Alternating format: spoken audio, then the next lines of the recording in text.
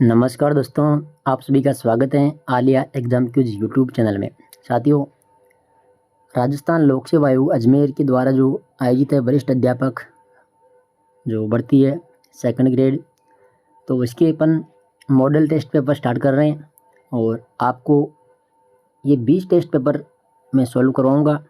इसके अलावा जो कलाम एकेडमी के minor test paper, major test paper और फाइनल टेस्ट पेपर है, उनका सॉल्यूशन भी करवाऊँगा। और 2 टेस्ट पेपर मैंने दूसरे भी करवाए थे, तो सभी की प्लेलिस्ट बनाई हुई है, तो आप देख लीजिएगा। और आज से एक और मॉडल टेस्ट पेपर स्टार्ट कर रहे हैं, तो जो साथी नए हैं वो चैनल को सब्सक्राइब कर लेना और बाकी आप टेलीग्राम को ज्वाइन कर लेना। वहाँ पर आपको PDF फाइल और बाकी जो जानकारी होती है वो मिल जाती है। ठीक है, तो आइए स्टार्ट करते हैं। देखिएगा पहला प्रश्न, राजस्थान के किस भौतिक विभाग में मुकुंदरा की पहाड़ी स्थित है? देखिए, किस भौतिक विभाग में मुकुंदरा की पहाड़ी स्थित है? तो मुकुंदरा की पहाड़ियाँ हैं कहाँ पर? हाड़ौती पठार के अंदर। ठीक है, राजस्थान के दक्षिण पूर्वी क्षेत्र में जो हाड़ौती का पठार है, इसमें कोटा, झालावाड़, बूंदी और बारां जिला इसमें आता है।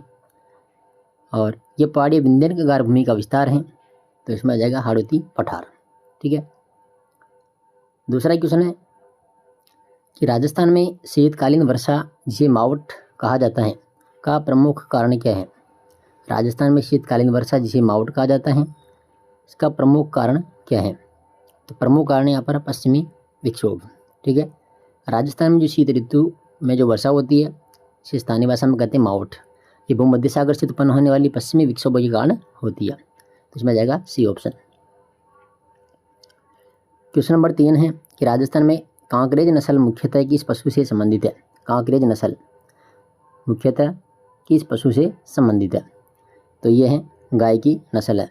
ठीक है, कांकरेज राजस्थान और गुजरात में पाई जाने वाली गाय की एक प्रमुख नस्ल है। ठीक है, प्रश्न नंबर 4 है कि जनगणना 2011 के अनुसार राजस्थान के किस जिले का लिंगानुपात सबसे कम है? किस जिले का लिंगानुपात सबसे कम है? तो इसका राइट आंसर है ऑप्शन नंबर बी, धौलपुर।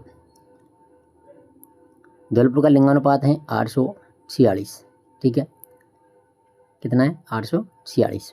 और सबसे अधिक जो लिंगानुपात जिला वह है डूंगरपुर, 994। इसमें जाएगा ऑप्शन नंबर बी। 5 नंबर क्वेश्चन है कि राजस्थान में सेवण घास मुख्यतः किस भौगोलिक क्षेत्र में पाई जाती है? सेवण घास, तो सेवण घास कहाँ पर पाई जाती है? पश्चिमी मरुस्थलीय प्रदेश में। ठीक है, देखो सेवण घास एक पौष्टिक घास होती है जो राजस्थान के पश्चिमी मरुस्थलीय क्षेत्रों में विशेषकर इसमें आता है जिला जैसलमेर, यहाँ पर पाई जाती है।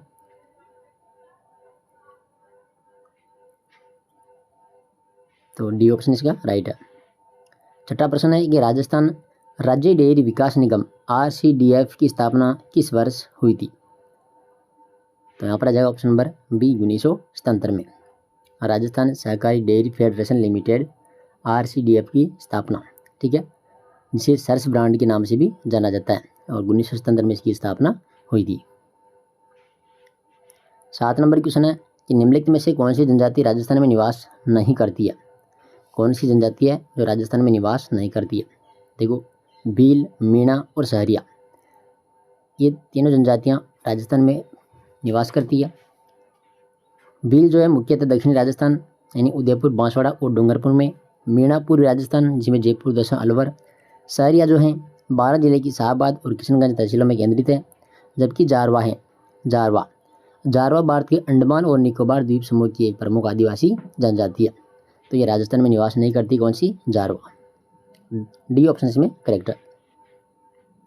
8 नंबर क्वेश्चन है कि राजस्थान के भौतिक स्वरूपों के संबंध में छप्पन का मैदान और छप्पन की पहाड़ियाँ क्रमशः किन जिलों में स्थित है? देखो, छप्पन का मैदान और छप्पन की पहाड़ियाँ, तो इसमें जाएगा बांसवाड़ा, प्रतापगढ़ और बाड़मेर। बांसवाड़ा, प्रतापगढ़ और बाड़मेर। छप्पन का मैदान माही नदी बेसिन का हिस्सा है। यह मुख्य रूप से बांसवाड़ा और प्रतापगढ़ जिलों के बीच में 56 गाँवों यानी नदी नालों के समूह वाला क्षेत्र है।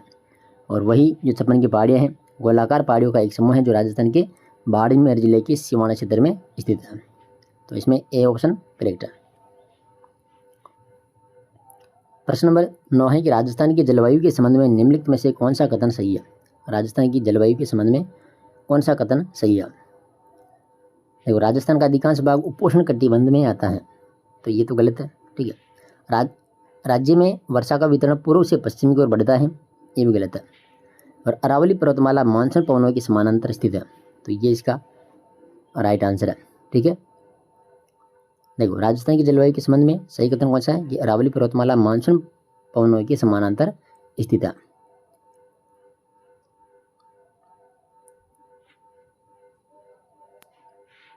दस नंबर क्वेश्चन है, राजस्थान में पर्यटन के स्वर्णिम त्रिभुज यानी गोल्डन ट्रायंगल में शामिल शहर कौन से हैं। तो इसमें आ जाएगा दिल्ली, आगरा और जयपुर। दिल्ली, आगरा, जयपुर। 11 नंबर क्वेश्चन है, कालीबंगा सभ्यता स्थल की खोज किसने की थी। कालीबंगा जो सभ्यता स्थल है, इसकी खोज किसने की थी।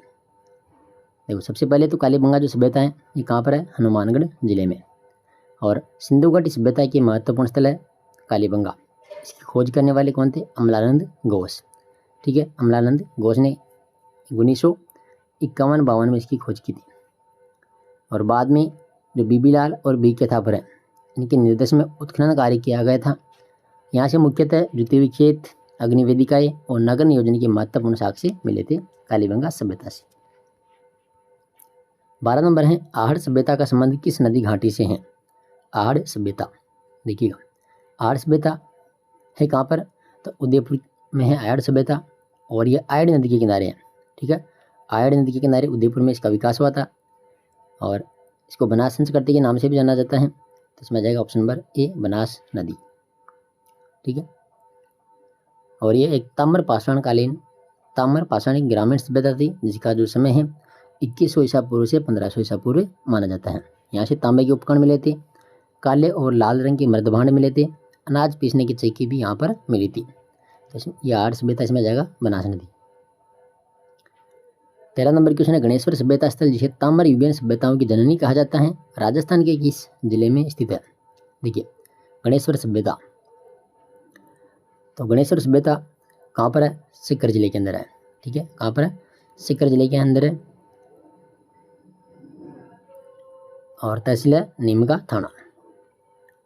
यहाँ से बड़ी मात्रा में तांबे के उपकरण मिले थे, जिसमें बाण, मछली पकड़ने का कांटा मिला था, छेनी मिली थी, और इसे ताम्र युगीन सभ्यताओं की जननी और पुरातत्व का पुष्कर भी कहा जाता है। प्रश्न नंबर 14 है, किस प्राचीन सभ्यता स्थल से सम्राट अशोक के भाब्रू शिलालेख की प्राप्ति हुई थी। भाब्रू शिलालेख की प्राप्ति हुई थी, तो इसमें आ जाएगा सी ऑप्शन, विराट। ठीक है, विराट वर्तमान में जयपुर जिले में स्थित है, और ये एक महत्वपूर्ण ऐतिहासिक स्थल है। यहाँ से मौर्य सम्राट जो अशोक था, इसके 2 शिलालेख प्राप्त हुए थे, एक बाबरू शिलालेख। ठीक है, जो बाबरू शिलालेख है ये अशोक के बौद्ध धर्म में आस्था को प्रमाणित करता है, और इसमें त्रिरत्न बौद्ध धर्म संघ का उल्लेख मिलता है। और विराट महाभारत काल में मत्स्य जनपद की राजधानी भी था, तो सी ऑप्शन इसमें करेक्ट है।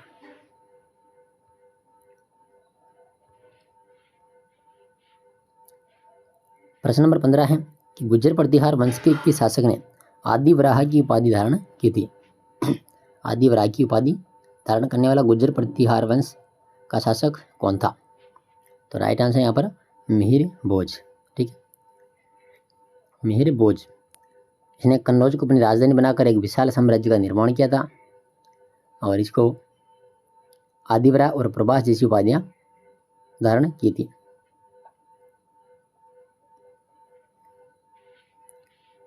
क्वेश्चन नंबर 16 है, अजमेर के चौहान शासकों को कालक्रमानुसार व्यवस्थित कीजिए। देखिए, सबसे पहले पृथ्वीराज प्रथम आ जाएगा, पृथ्वीराज प्रथम, और इसके बाद में अजयराज हैं, फिर अर्णोराज हैं, और फिर विग्रहराज चतुर्थ है। तो सभी का क्रम यहाँ पर सही दिया हुआ है, इसमें जाएगा ऑप्शन नंबर ए, 1, 2, 3 और 4। 17 नंबर क्वेश्चन है, अलाउद्दीन खिलजी ने किस वर्ष रणथंबोर दुर्ग पर अधिकार किया था। रणथंबोर दुर्ग पर, तो यहाँ पर आक्रमण किया था 1301 में। ठीक है, और इसमें जो रणथंबोर का शासक था वो था हमीरदेव चौहान। हमीर देव ने अलाउद्दीन के विद्रोही जो सेनापति थे मोहम्मद शाह, इसको शरण दी थी, जिससे अलाउद्दीन ने युद्ध का कारण बनाया था। और भीषण युद्ध के बाद में हमीर देव वीर गति को प्राप्त होते हैं। और जो इसकी रानी थी रंगा देवी, इन्होंने जौहर किया था। और ये राजस्थान का पहला शाका माना जाता है, कौन सा, रणथंभौर वाला, जो कब हुआ था 1301 में। क्वेश्चन नंबर 18 है कि मेवाड़ के किस शासक के समय जावर में चांदी की खान प्राप्त हुई थी। जावर में चांदी की खान प्राप्त हुई थी, तो ये हुई थी राणा लाखा यानी लाख सिंह के समय। ये मेवाड़ का शासक था कौन, राणा लाखा। और इसका शासनकाल था 1382 से लेकर के 1421 तक। और उदयपुर के निकट जावर में चांदी और शीशे की जो खानें हैं, इसका पता चलता है। इन खानों से प्राप्त जो आय है मेवाड़ की आर्थिक स्थिति को सुदृढ़ किया था इन्होंने। तो यहाँ पर आ जाएगा ऑप्शन नंबर बी। 19 नंबर क्वेश्चन है, खानवा का प्रसिद्ध युद्ध किनके मध्य लड़ा गया था। देखो, खानवा का युद्ध हुआ था, कब हुआ था, 17 मार्च 1527 को खानवा का युद्ध हुआ था। ठीक है, और ये हुआ था राणा सांगा और बाबर के मध्य, राणा सांगा और बाबर के मध्य हुआ था। और कहाँ लड़ा गया था, आगरा के निकट खानवा नामक स्थान पर। इस युद्ध में बाबर ने तेलुगु पद्धति अपनाई थी और तोप खाने का प्रयोग किया था, जिसके परिणाम स्वरूप जो राणा सांगा था इसकी पराजय हुई थी। और इस युद्ध ने भारत में मुगल साम्राज्य की नींव को मजबूत किया था। तो बी ऑप्शन इसमें करेक्ट हो जाएगा। 20 नंबर क्वेश्चन है कि मारवाड़ का प्रताप किसे कहा जाता है। मारवाड़ का प्रताप, तो ये कहा जाता है राव चंद्रसेन को। ठीक है, राव चंद्रसेन, जिसका शासनकाल था 1562 से 1581, और इसी को मारवाड़ का प्रताप कहा जाता है।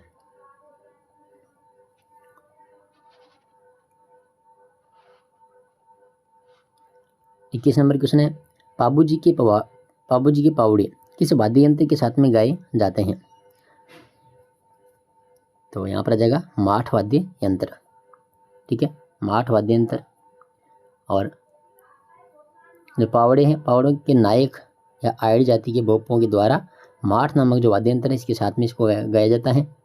माठ मिट्टी के दो बड़े मटकों की जोड़ी होती है, जिनके मुख पर चमड़ा मंडा जाता है, और इसको एक कहते हैं एक अभिनंद वाद्य यंत्र। पाबूजी महाराज जो हैं, ये ऊँटों के देवता और प्लेग रक्षक देवता भी इसको कहते हैं। तो इसमें आ जाएगा सी ऑप्शन।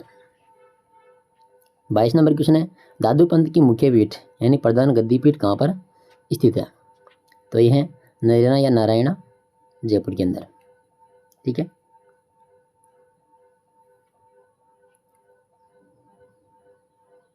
और इन्होंने 1603 में देह त्याग किया था, यानी शरीर का त्याग कर दिया था। इनकी शिक्षाएं दीवानी में संग्रहित हैं, और ये निर्गुण भक्ति और सामाजिक समरसता पर बल देते हैं। नरेना में प्रतिवर्ष फागुन शुक्ल पंचमी से एकादशी तक मेला भी लगता है। 23 नंबर क्वेश्चन है कि राजस्थान का प्रसिद्ध जो बेणेश्वर मेला है किस माह में बढ़ता है। बेणेश्वर मेला, तो ये बढ़ता है माघ महीने में। और कहाँ पर बढ़ता है, तो डूंगरपुर जिले के नवाटापुरा गांव में माघ पूर्णिमा को। ठीक है, और यहाँ पर सोम, माही और जाखम नदियों का त्रिवेणी संगम भी है। आदिवासियों का कुंभ इसको कहा जाता है, और ये भगवान शिव को समर्पित है बेणेश्वर महादेव मंदिर। तो यहाँ पर आ जाएगा बी ऑप्शन। 24 नंबर क्वेश्चन है, थेवा कला के लिए राजस्थान का कौन सा स्थान प्रसिद्ध है। थेवा कला के लिए, तो थेवा कला के लिए प्रतापगढ़। ठीक है, थेवा कला जो कांच पर सोने की सूक्ष्म कारीगरी की जाती है वो होती है थेवा कला, और प्रतापगढ़ जिला इसके लिए विश्व प्रसिद्ध है।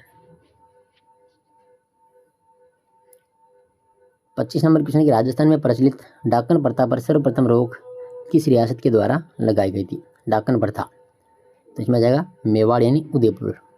उदयपुर ने डाकन प्रथा पर सर्वप्रथम रोक लगाई थी।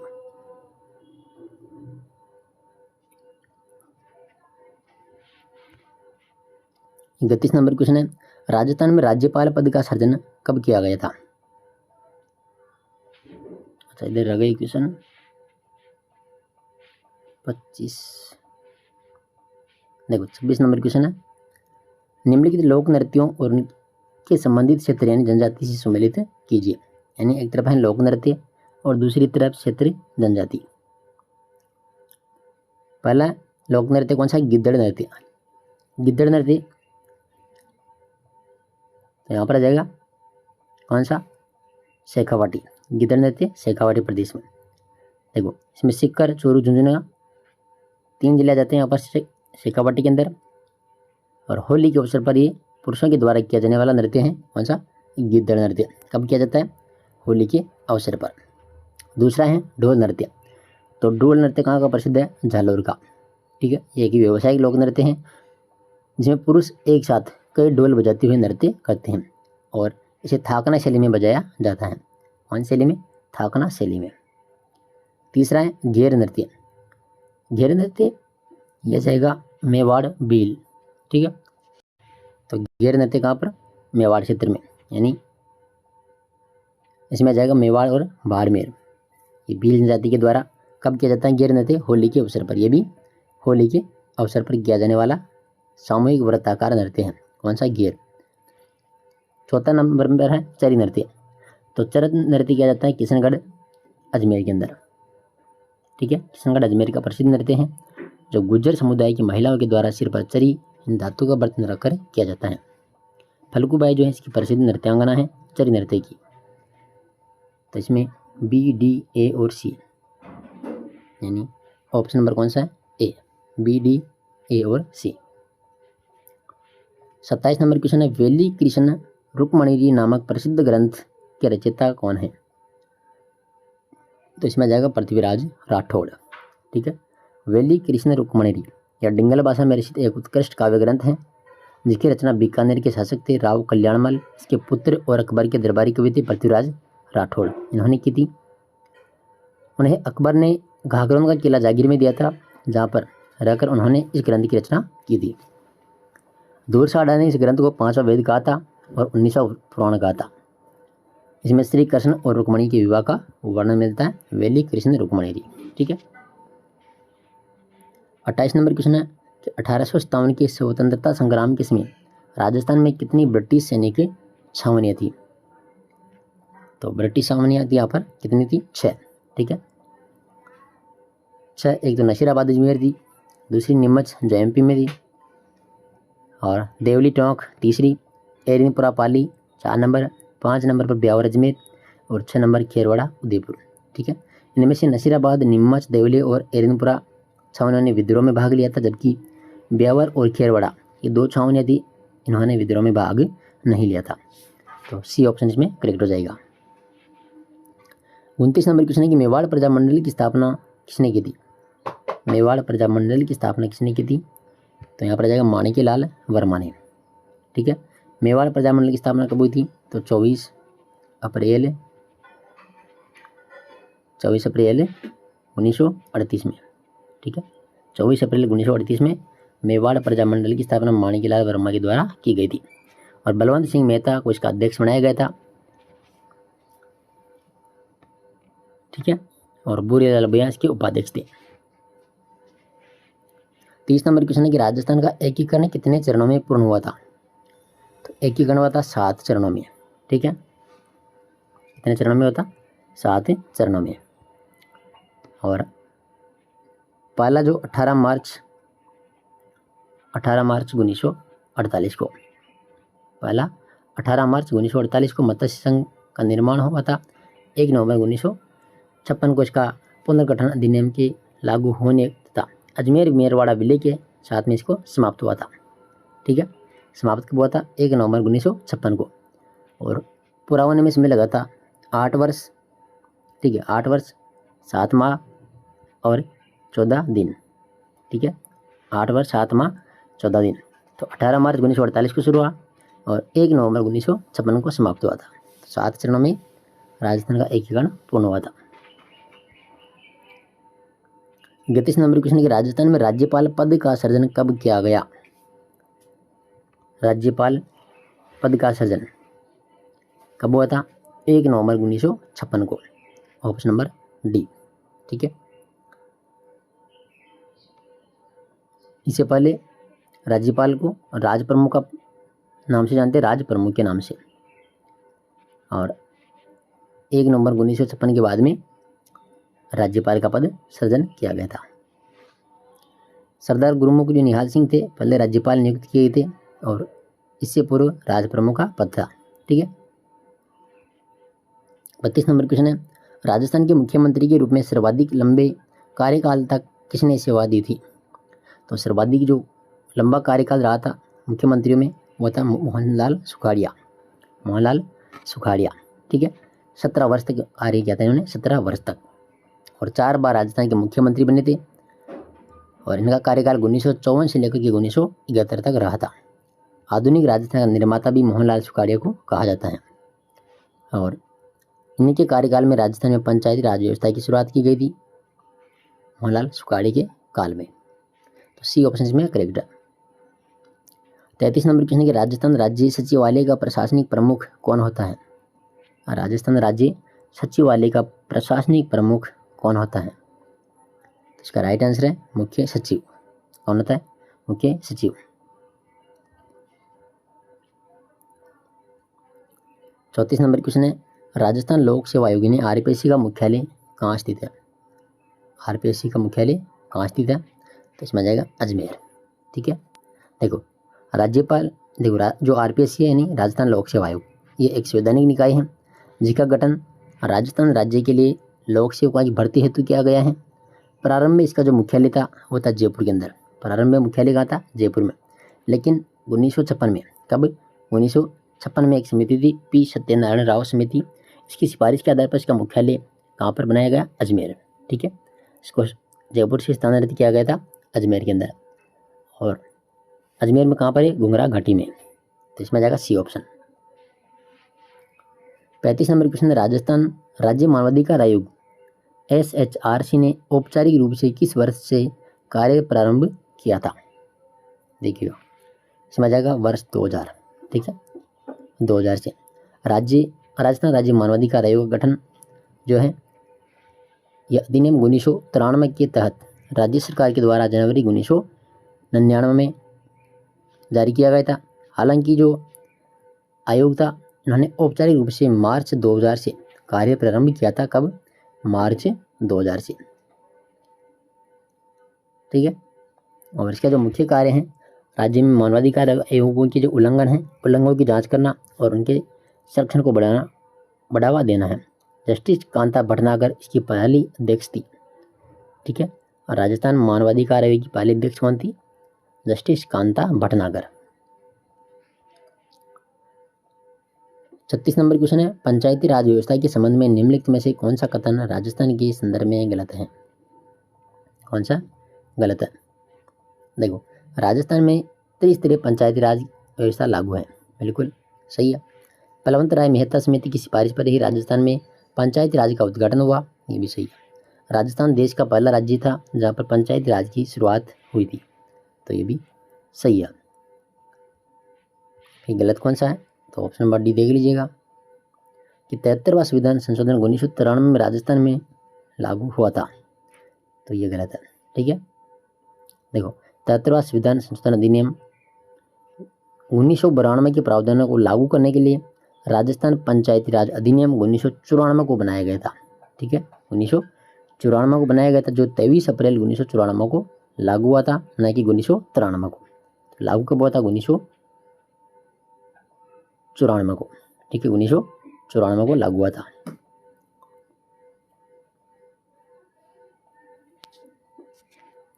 सैंतीस नंबर क्वेश्चन है, राजस्थान विधानसभा के प्रथम अध्यक्ष कौन थे? राजस्थान विधानसभा के प्रथम अध्यक्ष थे कौन? नरोत्तम लाल जोशी। ठीक है। और प्रथम विधानसभा का गठन कब हुआ था? 1952 में। कब हुआ था? 1952 में। और पहले विधानसभा अध्यक्ष कौन थे? नरोत्तम लाल जोशी, जो से विधायक थे। और 31 मार्च 1952 को अध्यक्ष पद इन्होंने ग्रहण किया था और 1957 तक पद पर रहे थे। राजस्थान विधानसभा के प्रथम उपाध्यक्ष लाल सिंह सख्तावत थे। 38 नंबर क्वेश्चन है, राज्यपाल के द्वारा अध्यादेश जारी करने की शक्ति भारतीय संविधान के किस अनुच्छेद में वर्णित है? देखो राज्यपाल के द्वारा अध्यादेश जारी करने की जो शक्ति है किस अनुच्छेद में वर्णित है? तो इसका राइट आंसर करेंगे ऑप्शन नंबर कौन सा? बी, अनुच्छेद 213 में।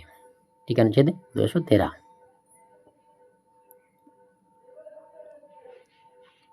क्वेश्चन नंबर 39 है, राजस्थान में राज्य मंत्रिपरिषद के सदस्य व्यक्तिगत रूप से किसके प्रति उत्तरदायी होते हैं? देखो, राज्य मंत्रिपरिषद के सदस्य व्यक्तिगत रूप से किसके प्रति उत्तरदायी होते हैं? तो इसमें जाएगा व्यक्तिगत रूप से राज्यपाल के प्रति। ठीक है, और संविधान के अनुच्छेद 164(1) के अनुसार मुख्यमंत्री की नियुक्ति कौन करेगा? राज्यपाल। ठीक है, मुख्यमंत्री और अन्य मंत्रियों की नियुक्ति भी राज्यपाल मुख्यमंत्री की सलाह पर करेगा। और 164(2) के अनुसार मंत्री राज्यपाल के प्रसाद पर्यंत पद धारण करेंगे। समझ जाएगा सी ऑप्शन। 40 नंबर क्वेश्चन है, अभिकथन है कि राजस्थान लोक सेवा आयोग एक संवैधानिक निकाय है। देखो, अभी ऊपर पढ़ गया अपन कि राजस्थान लोक सेवा आयोग एक किसी निकाय है, संवैधानिक निकाय है। अभिकथन है हो गया, कारण है यहाँ पर कि इसका उल्लेख भारतीय संविधान के अनुच्छेद 315 में किया गया है। तो सही है दोनों। देखो, ए और आर दोनों सही है। आर ए की सही व्याख्या करता है। बिल्कुल, राजस्थान लोक सेवा आयोग एक संवैधानिक निकाय है और इसका उल्लेख 315 में किया गया है, तो ये भी सही है। 41 नंबर क्वेश्चन है, हाल ही में राजस्थान सरकार के द्वारा शुरू की गई मुख्यमंत्री चिरंजीवी स्वास्थ्य बीमा योजना का मुख्य उद्देश्य क्या है? मुख्यमंत्री चिरंजीवी स्वास्थ्य बीमा योजना, तो इसका मुख्य उद्देश्य है कि प्रदेश के सभी निवासियों को कैशलेस स्वास्थ्य बीमा कवर प्रदान करना। ठीक है, मुख्यमंत्री चिरंजीवी स्वास्थ्य बीमा योजना जो राजस्थान सरकार की एक योजना है, इसकी शुरुआत हुई थी 1 मई 2021 को, 1 मई 2021 को। ठीक है, और इसमें 25 लाख रुपए तक प्रति परिवार प्रति वर्ष दिया जाएगा। इसमें जाएगा सी ऑप्शन। 42 नंबर क्वेश्चन है, राजस्थान के किस खिलाड़ी ने टोक्यो पैरालंपिक 2020 में निशानेबाजी में स्वर्ण पदक जीता था? 2020 में तो कौन थी? अवनी लेखरा। देखो, जयपुर की निशानेबाज अवनी लेखरा ने टोक्यो पैरालंपिक 2020 में इतिहास रचते हुए महिलाओं की 10 मीटर ए राइफल स्टैंडिंग SH1 स्पर्धा में स्वर्ण पदक जीता था। ठीक है, कौन सा? स्वर्ण पदक। और पैरालंपिक खेलों में स्वर्ण पदक जीतने वाली भारतीय पहली महिला बनी थी कौन? अवनी लेखरा। इसके अतिरिक्त इन्होंने 50 मीटर राइफल और 3 पोजीशन SH1 स्पर्धा में कांस्य पदक भी जीता, जिसे वह एक पैरालंपिक खेलों में 2 पदक जीतने वाली पहली भारतीय खिलाड़ी बन गई कौन? अवनी लेखरा। क्वेश्चन नंबर 43 है कि राजस्थान सरकार के द्वारा इंदिरा रसोई योजना, इसका शुभारंभ कब किया गया? इंदिरा रसोई योजना का तो 20 अगस्त 2020 को। 20 अगस्त 2020 को। देखो, राजस्थान सरकार ने कोई भूखा न सोए इस संकल्प के साथ में 20 अगस्त 2020 को पूर्व प्रधानमंत्री थे राजीव गांधी की जयंती के अवसर पर इंदिरा रसोई योजना का शुभारंभ किया गया था। और इस योजना के तहत जो शहरी क्षेत्र थे, शहरी क्षेत्रों में ज़रूरतमंद लोगों को मात्र 8 रुपये में सम्मानपूर्वक बैठाकर शुद्ध, ताज़ा और पौष्टिक भोजन उपलब्ध कराया जाता था। ठीक है, तो इसमें जाएगा 20 अगस्त 2020। 44 नंबर क्वेश्चन है, हाल ही में राजस्थान के किस शहर में भारत का पहला अंगदाता स्मारक स्थापित किया गया है? अंगदाता स्मारक, तो ये कहाँ पर किया गया है? जयपुर के अंदर। ठीक है, इसका जो उद्घाटन है वो 27 नवंबर 2020 के अवसर पर मुख्यमंत्री अशोक गहलोत के द्वारा किया गया था। 45 नंबर क्वेश्चन है, मिशन निर्यातक बनो राजस्थान सरकार के किस विभाग की पहल है? मिशन निर्यातक बनो, तो इसमें जाएगा उद्योग एवं वाणिज्य विभाग। क्वेश्चन नंबर 46 है, राजस्थान की घर घर औषधि योजना के संबंध में सही कथन है? देखो, घर घर औषधि योजना, इसका शुभारंभ 1 अगस्त 2021 को किया गया। बिल्कुल, इसके तहत 4 औषधीय पौधे थे, तुलसी, गिलोय, अश्वगंधा और कालमेघ। तो इसमें ये भी सही है। यह योजना वन विभाग के द्वारा क्रियान्वित की जा रही है। बिल्कुल सही है। इसका उद्देश्य राज्य के निवासियों की स्वास्थ्य रक्षा करना है। ये भी सही है। यानी चारों कथन इसमें सही है। क्वेश्चन नंबर 47 है, निम्नलिखित में से कौन सी जोड़ी योजना संबंधित क्षेत्र सम्मिलित नहीं है? देखो, उड़ान योजना, निःशुल्क सैनिटरी नैपकिन वितरण, बिल्कुल। जागृति बैक टू वर्क योजना, निजी क्षेत्र में महिलाओं के लिए रोजगार, ये भी सही है। मुख्यमंत्री किसान मित्र ऊर्जा योजना, कृषि बिजली बिल में अनुदान, पहला, दूसरा और तीसरा सही है। इसमें पूछा है कौन सा सही नहीं है। देखो, शुद्ध के लिए युद्ध अभियान, पेयजल गुणवत्ता जांच, ये गलत है, डी ऑप्शन, ठीक है। देखो, शुद्ध के लिए युद्ध अभियान राजस्थान सरकार के द्वारा खाद्य पदार्थों में मिलावट को रोकने के लिए चलाया गया एक प्रमुख अभियान था, न कि पेयजल गुणवत्ता जांच से संबंधित। इसमें जाएगा ऑप्शन नंबर डी। 48 नंबर क्वेश्चन है, हाल ही में चर्चा में रहा Rajiv Gandhi centre for advanced technology RCAT Rajasthan के किस शहर में स्थापित किया गया है? तो यहाँ पर आ जाएगा जयपुर के अंदर, ठीक है। और इसका उद्घाटन हुआ था 20 अगस्त 2022 को। क्वेश्चन नंबर 49, राजस्थान बजट 2023-24 में घोषित Mahatma Gandhi minimum guaranteed income योजना का मुख्य प्रावधान क्या है? तो इसमें आ जाएगा ऑप्शन नंबर बी, सभी वयस्क नागरिकों को 125 दिन के रोजगार या फिर बेरोजगार भत्ते की गारंटी। 50 नंबर क्वेश्चन है, राजस्थान के किस पैरा एथलेटिक को वर्ष 2022 के मेजर ध्यानचंद खेल रत्न पुरस्कार से सम्मानित किया गया? तो वही अवनी लेखरा, ठीक है।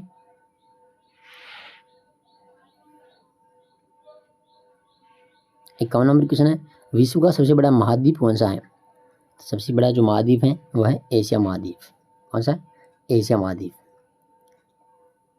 देखो, एशिया महाद्वीप कुल भूभाग का लगभग 30% और विश्व की कुल जनसंख्या का 60% हिस्सा इसमें समाहित करता है। और जो दुनिया की सबसे ऊंची दूसरे नंबर की चोटी है कौन सी? Mount Everest. और सबसे गहरी जो झील है बैकाल झील, वो भी कहाँ पर है? एशिया महाद्वीप में। 52 नंबर क्वेश्चन है, रिंग ऑफ फायर किस महासागर से संबंधित है? रिंग ऑफ फायर, तो यह प्रशांत महासागर से संबंधित है, ठीक है। रिंग ऑफ फायर प्रशांत महासागर के चारों ओर विस्तृत एक ऐसा क्षेत्र है जहाँ पर बड़ी संख्या में भूकंप और ज्वालामुखी विस्फोट होते हैं। इसमें आ जाएगा बी ऑप्शन। 53 नंबर क्वेश्चन है, व्यापारिक पवने किस कटिबंध में बहती है? व्यापारिक पवने, तो ये बहती है उष्ण कटिबंध, उष्ण कटिबंध। 54 नंबर क्वेश्चन है, क्योटो प्रोटोकॉल का मुख्य उद्देश्य क्या है? तो इसका मुख्य जो उद्देश्य है ग्रीन हाउस गैसों के उत्सर्जन को कम करना है, सी ऑप्शन। 55 नंबर क्वेश्चन है, जनसंख्या वितरण को प्रभावित करने वाला प्रमुख भौगोलिक कारक कौन सा है? तो भौगोलिक कारक यहाँ पर देखो कौन सा है? जलवायु। कौन सा है? जलवायु। 56 नंबर क्वेश्चन है कि भारत की सर्वोच्च पर्वत चोटी कौन सी है? भारत की सर्वोच्च पर्वत चोटी कौन सी है? K2 गॉडविन ऑस्टिन, ठीक है, K2 भारत की तो सबसे ऊंची है और विश्व की है दूसरी सबसे ऊंची पर्वत चोटी। इसकी ऊंचाई कितनी है? 8,711 मीटर और फीट में देखिए तो 28,251 फीट है। 57 नंबर क्वेश्चन है, भारत में दक्षिण पश्चिमी मानसून सबसे पहले किस राज्य में पहुंचता है? दक्षिण पश्चिमी मानसून सबसे पहले पहुंचता है केरल में, ठीक है। कहाँ पर? केरल। 58 नंबर क्वेश्चन है, प्रायद्वीपीय भारत की सबसे लंबी नदी कौन सी है? प्रायद्वीप भारत की सबसे लंबी नदी कौन सी है? तो नर्मदा भी नहीं है, कृष्णा भी नहीं है, कौन सी है? गोदावरी है। कौन सी है? गोदावरी। देखिए इसमें जाएगा ऑप्शन नंबर डी, गोदावरी। इसकी कुल लंबाई 1465 किलोमीटर है, 1465 किलोमीटर। और इसका जो उद्गम है महाराष्ट्र में नासिक के निकट त्र्यंबकेश्वर पहाड़ियों से होता है, ठीक है। इसको दक्षिण की गंगा और वृद्ध गंगा के नाम से भी जानते हैं। क्वेश्चन नंबर 59 है, भारत में सर्वाधिक क्षेत्रफल पर किस प्रकार के वन पाए जाते हैं? देखिए, उष्ण कटिबंधीय पर्णपाती वन, इसमें आ जाएगा option number B. Question number 60 है, निम्नलिखित में से कौन सा भारत का प्रमुख गैर पारंपरिक अक्षय ऊर्जा स्रोत है? इसमें आ जाएगा सौर ऊर्जा।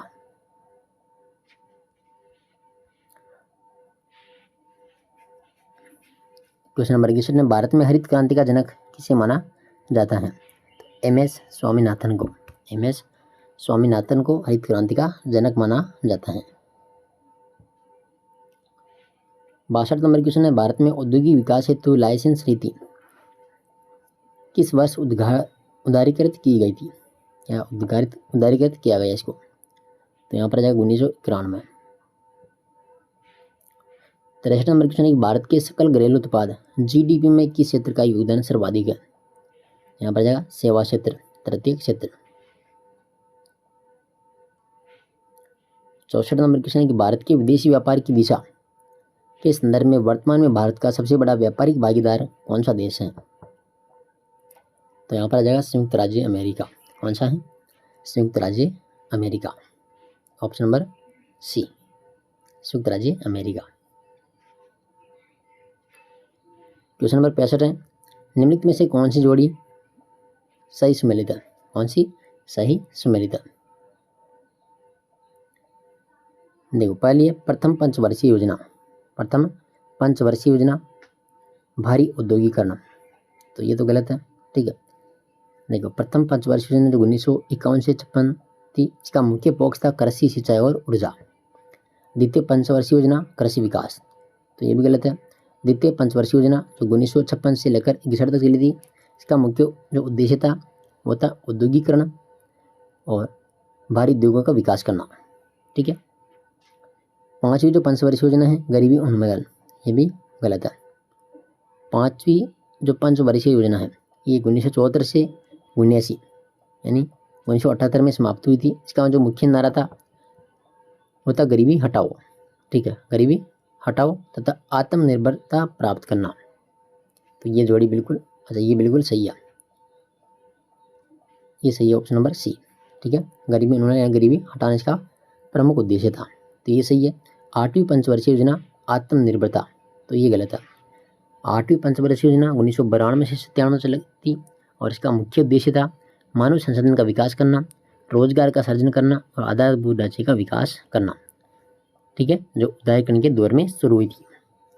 इसमें सही पूछा है, ऑप्शन नंबर सी हो जाएगा। क्वेश्चन नंबर 66 है, भारत सरकार अधिनियम 1919 किस पर आधारित था? किस पर आधारित था? तो ये था मॉन्टेग्यू चेम्सफोर्ड रिपोर्ट पर, ठीक है, मॉन्टेग्यू चेम्सफोर्ड रिपोर्ट जो 1918 में प्रकाशित रिपोर्ट थी, 1918 में। और एडविन जो मॉन्टेग्यू है उसमें भारत के राज्य सचिव थे और लॉर्ड चेम्सफोर्ड ये भारत के वायसराय थे। और इसी अधिनियम के द्वारा यानी 1919 का अधिनियम था, इसके द्वारा प्रांत में द्वैध शासन प्रणाली लागू की गई थी और केंद्र में द्विसदनीय विधायिका की स्थापना की गई थी। क्वेश्चन नंबर 67 है कि भारतीय संविधान सभा की प्रारूप समिति यानी ड्राफ्टिंग कमेटी के अध्यक्ष कौन थे? तो यहाँ पर थे डॉक्टर भीमराव अंबेडकर, BR अंबेडकर, ठीक है। प्रारूप समिति का गठन कब हुआ था? 29 अगस्त 1947 को, ठीक है। और इसका कार्य क्या था? संविधान का प्रारूप तैयार करना। और इसमें 7 सदस्यीय समिति के अध्यक्ष डॉक्टर भीमराव अंबेडकर को बनाए गए थे। क्वेश्चन नंबर 68 है कि भारतीय संविधान का कौन सा भाग राज्य के नीति निर्देशक तत्वों से संबंधित है? नीति निर्देशक तत्व कौन से भाग में है?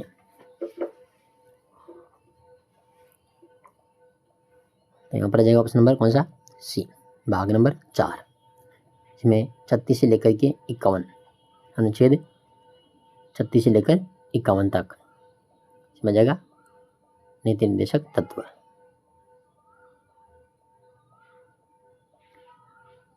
क्वेश्चन नंबर 69 मौलिक कर्तव्यों को भारतीय संविधान में किस संविधान संशोधन के द्वारा जोड़ा गया था? मौलिक कर्तव्यों को, तो ये बाद में जोड़े गए थे यानी 42वां संविधान संशोधन 1976 में।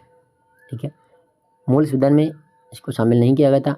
बाद में जो सरदार स्वर्ण सिंह समिति, इसी की सिफारिश पर 42वां संविधान संशोधन 1956 हुआ और इसमें मौलिक कर्तव्य जोड़े गए थे। ठीक है, इसके लिए संविधान में एक नया भाग जोड़ा था, भाग नंबर कौन सा, 4A और अनुच्छेद 51A।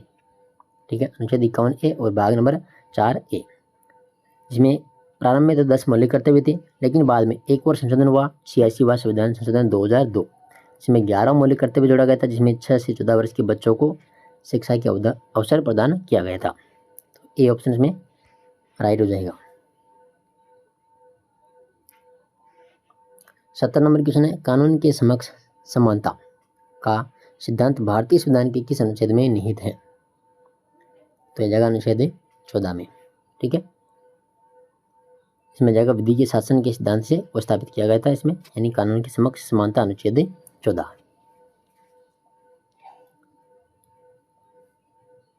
और ये जो विधि के समक्ष समता है ये ब्रिटिश अवधारणा है, और विधियों के समान जो संरक्षण है वो अमेरिका की अवधारणा है। ठीक है, 11 नंबर क्वेश्चन है कि भारतीय राष्ट्रपति के पद के संबंध में निम्नलिखित में से कौन सा कथन गलत है? देखिए, कौन सा कथन गलत है? राष्ट्रपति भारत का प्रथम नागरिक होता है, बिल्कुल सही है। राष्ट्रपति बनने के लिए न्यूनतम आयु 35 वर्ष होनी चाहिए, ये भी सही है। राष्ट्रपति अपना त्यागपत्र भारत के मुख्य न्यायाधीश को सौंपता है, जो कि गलत है। ठीक है, देखो राष्ट्रपति जो है ये त्यागपत्र किसको देता है? उपराष्ट्रपति को। ठीक है, राष्ट्रपति उपराष्ट्रपति को, यानी अनुच्छेद 56 के अनुसार राष्ट्रपति अपना त्यागपत्र उपराष्ट्रपति को संबोधित करके देता है, न कि भारत के मुख्य न्यायाधीश को। और ये जो अनुच्छेद 58 है, 58 में राष्ट्रपति के लिए न्यूनतम आयु 35 वर्ष, और अनुच्छेद 61 के तहत संविधान के उल्लंघन के लिए राष्ट्रपति पर महाभियोग की प्रक्रिया है। कौन से अनुच्छेद में? 61 के अंदर।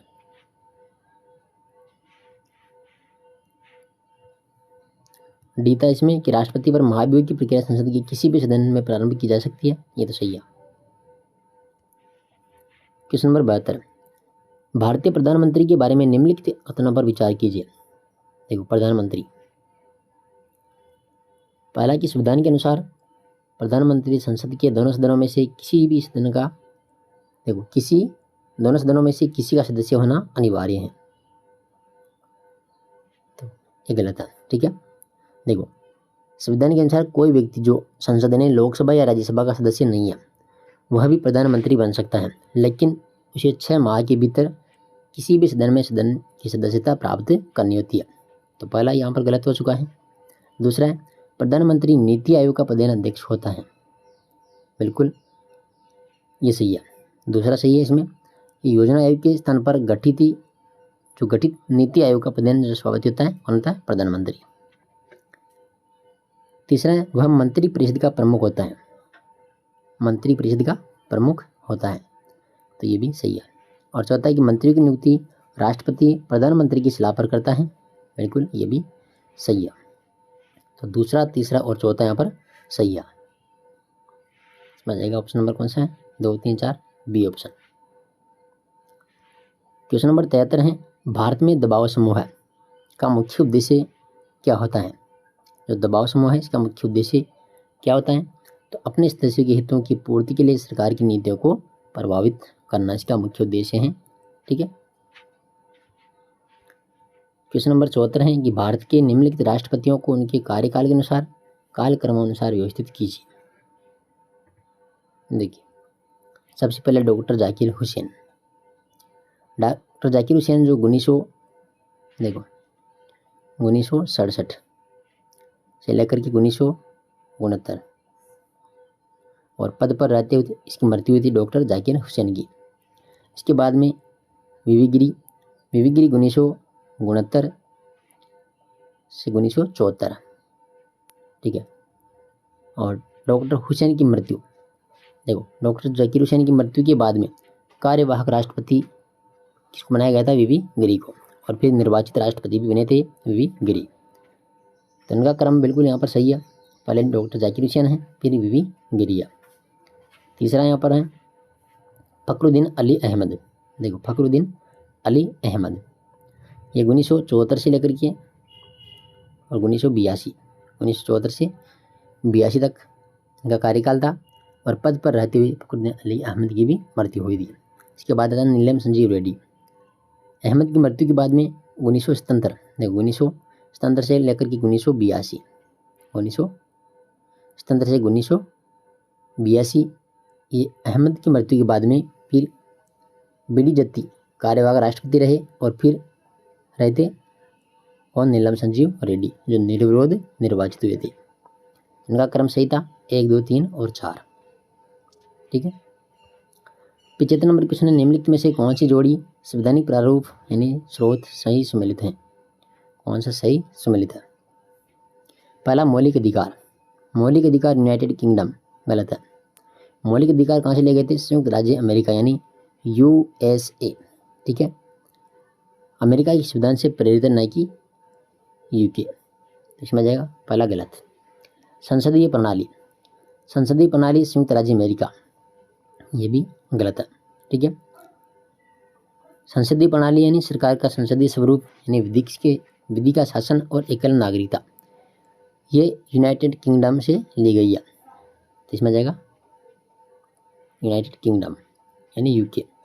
और राज्य के नीति निर्देश तत्व आयरलैंड से लिए गए हैं, ये तो सही है। समवर्ती सूची कनाडा, ये भी गलत है। समवर्ती सूची कहाँ से ली गई है? ऑस्ट्रेलिया के संविधान से, न कि कनाडा से। ठीक है, कनाडा से ली गई संघीय व्यवस्था यानी मजबूत केंद्र के साथ में जो अवशिष्ट शक्तियों का सिद्धांत है, ये लिया गया है कहाँ से? कनाडा से। तो इसमें जाएगा सही पूछा है तो option number C। Question number 76 है पंचशील के सिद्धांत भारत की विदेश नीति में किस नेता के योगदान से प्रमुखता से जुड़े हैं?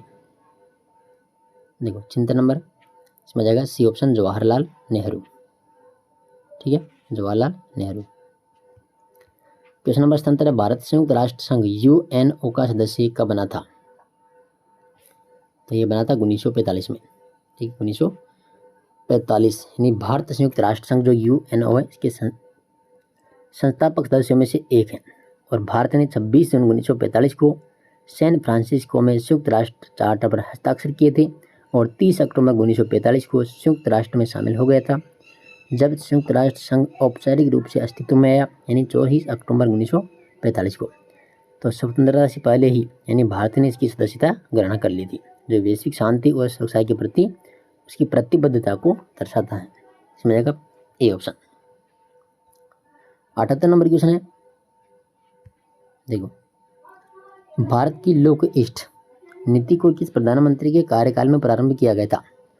लोक ईस्ट नीति ऑप्शन नंबर आ जाएगा इसमें PV Narasimha Rao, option number C। ठीक है, भारत की कौन सी नीति? लोक ईस्ट नीति। और इसका शुभारंभ कब हुआ था? 1990 के दशक में और प्रधानमंत्री थे PV Narasimha Rao. Question number 79 है वैश्वीकरण के संदर्भ में भारतीय विदेश नीति का एक प्रमुख उद्देश्य क्या रहा है? यहाँ पर आ जाएगा विश्व व्यापार में भारत की भागीदारी बढ़ाना और आर्थिक विकास को गति देना। A ऑप्शन इसमें सही है।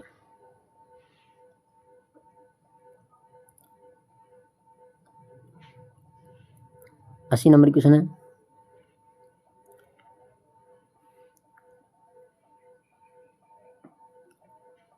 देखो निम्नलिखित अंतर्राष्ट्रीय सम्मेलनों और संगठनों को उनके संबंधित मुख्य विषय से सम्मिलित कीजिए। अब देखिए सम्मेलन और मुख्य विषय। पहला रियो सम्मेलन 1952 में, इसका मुख्य विषय क्या था? पर्यावरण और विकास करना। ठीक है, रियो सम्मेलन, इसे पृथ्वी शिखर सम्मेलन भी कहा जाता है। इसका मुख्य विषय था पर्यावरण और विकास करना। विश्व व्यापार संगठन WTO, इसमें जाएगा अंतर्राष्ट्रीय व्यापार नियमन, C ऑप्शन। तीसरा गुट निरपेक्ष आंदोलन NAM, तो इसमें जाएगा स्वतंत्र विदेश नीति और औपनिवेशिक दासता से मुक्ति, तो D ऑप्शन इसमें जाएगा। और परमाणु अप्रसार संधि NPT, तो इसमें जाएगा परमाणु अप्रसार, ए ऑप्शन। ठीक है, ऑप्शन नंबर इसमें हो जाएगा ए। अगला है 20 क्वेश्चन अब साइकोलॉजी की। ठीक है, क्वेश्चन नंबर 81 है, शिक्षा मनोविज्ञान यानी एजुकेशनल साइकोलॉजी का मुख्य संबंध किससे है? देखिए, केवल शिक्षार्थी, केवल शिक्षण प्रक्रिया, केवल शिक्षण परिस्थितियाँ, शिक्षार्थी, शिक्षण प्रक्रिया और शिक्षण परिस्थितियाँ। तो इसमें जाएगा option number D. Question number 82 है, वृद्धि, ग्रोथ और विकास यानी डेवलपमेंट के संबंध में कौन सा कथन सही है? कौन सा कथन सही है? पहला देखिए, वृद्धि मात्रात्मक है, बिल्कुल, जबकि विकास कैसा है? गुणात्मक है। तो यही यहाँ पर सही है। ठीक है, वृद्धि से तात्पर्य है कि मुख्य रूप से शारीरिक आकार यानी वजन और संरचना में होने वाले मात्रात्मक परिवर्तनों से हैं, जिन्हें मापा जा सकता है।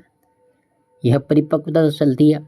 दूसरी ओर जो विकास है, एक व्यापक और सतत प्रक्रिया है, जिसमें शारीरिक, संज्ञानात्मक, सामाजिक, संवेगात्मक और नैतिक क्षेत्रों में होने वाले गुणात्मक और प्रगतिशील परिवर्तन शामिल होते हैं। ठीक है, विकास जीवन पर्यंत चलने वाली प्रक्रिया है और वृद्धि भी इसमें शामिल है, लेकिन यह केवल वृद्धि तक ही सीमित नहीं है। तो पहला यहाँ पर सही है। दूसरा देखो, विकास केवल शारीरिक परिवर्तनों तक सीमित है, नहीं। वृद्धि जीवन पर्यंत चलती है, नहीं।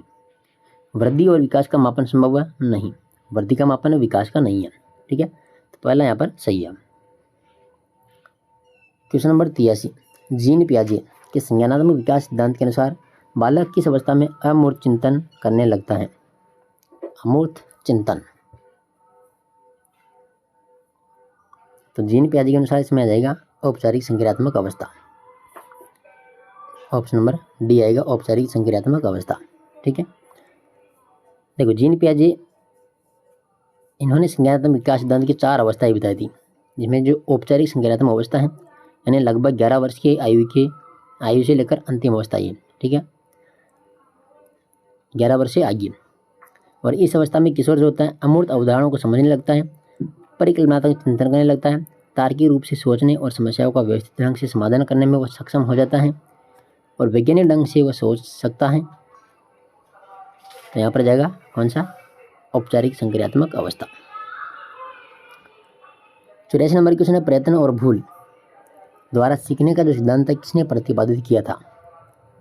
तो यहाँ पर जाएगा एडवर्ड थॉर्नडाइक। ठीक है, थॉर्नडाइक। प्रयत्न और भूल द्वारा सीखने का सिद्धांत, जिसको संबंधवाद का सिद्धांत या फिर उद्दीपन अनुक्रिया सिद्धांत यानी एसआर थ्योरी भी कहते हैं। अमेरिकी मनोवैज्ञानिक थे कौन? एडवर्ड ली थॉर्नडाइक। इन्होंने ये सिद्धांत प्रतिपादित किया और बिल्ली पर प्रयोग करते हुए दर्शाया कि समस्या का समाधान करने के लिए अनेक प्रयत्न करने होते हैं। तो इसमें जाएगा ऑप्शन नंबर कौन सा? Edward Thorndike. 85 नंबर क्वेश्चन है, पावलोव के क्लासिकल कंडीशनिंग शास्त्रीय अनुबंधन सिद्धांत में भोजन क्या है? भोजन क्या है? तो भोजन है यहाँ पर यूसीएस यानी स्वाभाविक उद्दीपक है। भोजन क्या है? एक स्वाभाविक उद्दीपक यानी अनकंडीशनड स्टिमुल्स।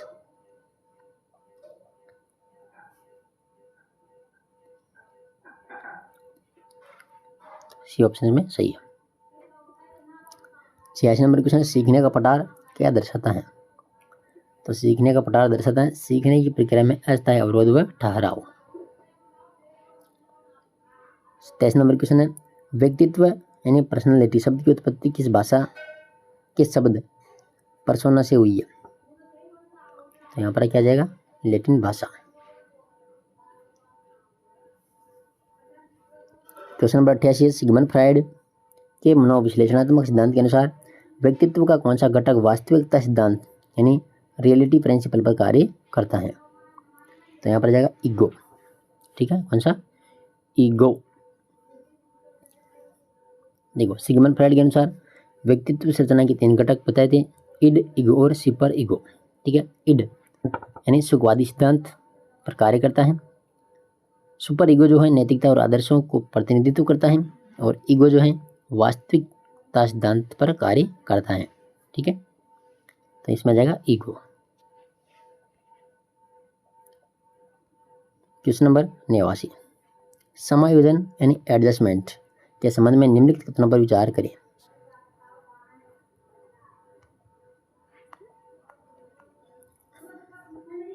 देखिए पहला, यह एक सतत प्रक्रिया है, समायोजन। बिल्कुल कैसी प्रक्रिया है? सतत प्रक्रिया है। दूसरा, इसका उद्देश्य व्यक्ति और पर्यावरण के बीच में संतुलन स्थापित करना है, तो ये भी सही है। तीसरा, इसमें केवल मनोवैज्ञानिक पहलू शामिल होते हैं, नहीं, ये गलत है।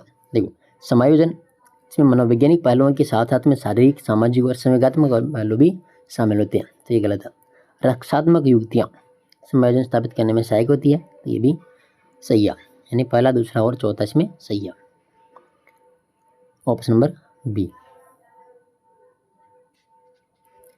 क्वेश्चन नंबर 90 है, बुद्धि लब्धि की अवधारणा का सर्वप्रथम विकास किसने किया था? बुद्धि लब्धि, तो इसमें आ जाएगा विलियम स्टर्न।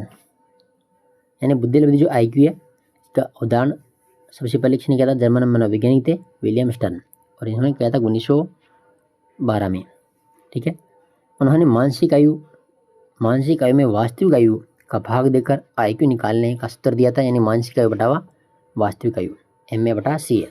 ठीक है, और बाद में जो अमेरिकी मनोवैज्ञानिक थे, लुईस टर्मन ने स्टैफोर्ड बिन्ने परीक्षण का विकास करते हुए स्टर्न के सूत्र को 100 से गुणा करके IQ का जो सूत्र था, यानी मानसिक आयु बटा वास्तविक आयु इंटू इन्होंने 100 से गुणा कर दिया, यानी MA/CA इंटू 100, ये सूत्र किसने दिया था? टर्मन ने। ठीक है, और अल्फ्रेड बिने ने साइमन, इन्होंने पहला बुद्धि परीक्षण विकसित किया था, अल्फ्रेड बिने ने। तो यहाँ पर पूछा है, बुद्धि लब्धि की अवधारणा का सर्वप्रथम विकास किसने किया? विकास किया स्टर्न ने। क्वेश्चन नंबर 90, सृजनात्मकता यानी क्रिएटिविटी का मुख्य तत्व निम्नलिखित में से कौन सा नहीं है? दिक प्रवाह, लचीलापन है, मौलिकता है, कौन सा नहीं है? अभिसारी चिंतन, ये नहीं है। ठीक है, क्वेश्चन नंबर 92 में है, डेनियल गोलमैन किस अवधारणा से प्रमुख रूप से जुड़े हैं? यहाँ पर जाएगा सामूहिक बुद्धि, इमोशनल इंटेलिजेंस। क्वेश्चन नंबर 93 में है, मेस्लो यानी अब्राहिम मेस्लो के अभिप्रेरणा पदानुक्रम सिद्धांत में सर्वोच्च आवश्यकता कौन सी है?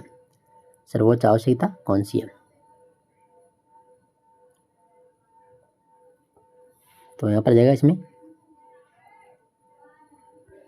ऑप्शन नंबर डी, आत्मसिद्धि की आवश्यकता। ठीक है, कौन सी है? आत्मसिद्धि की आवश्यकता, यह है सर्वोच्च आवश्यकता। क्वेश्चन नंबर 94 है, उपलब्धि अभिप्रेरणा का सिद्धांत किसने दिया था? तो ये दिया था डेविड मैक्लीलैंड ने।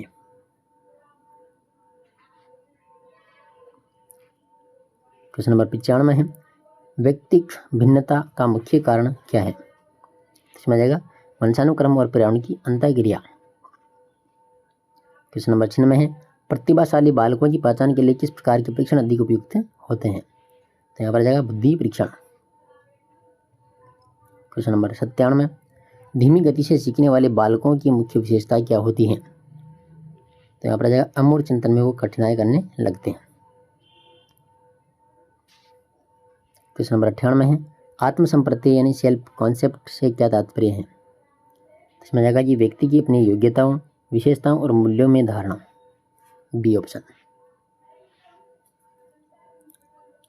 क्वेश्चन नंबर 99, किसी विशेष विषय या फिर क्षेत्र में सफल होने की व्यक्ति की आंतरिक संभाव्यता या क्षमता क्या कहलाती है? तो ये कहलाती है अभिक्षमता।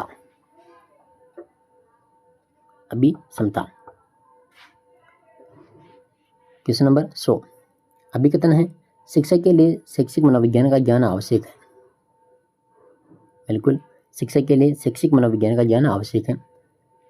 कारण है कि शैक्षिक मनोविज्ञान शिक्षक को शिक्षार्थियों की विकासात्मक विशेषताओं, सीखने की प्रक्रियाओं और व्यक्तिगत भिन्नताओं को समझने में मदद करता है, जिससे शिक्षण अधिक प्रभावी बनता है। तो ए और आर दोनों सही है, और आर ए का सही स्पष्टीकरण करता है, यानी ऑप्शन नंबर ए हो जाएगा।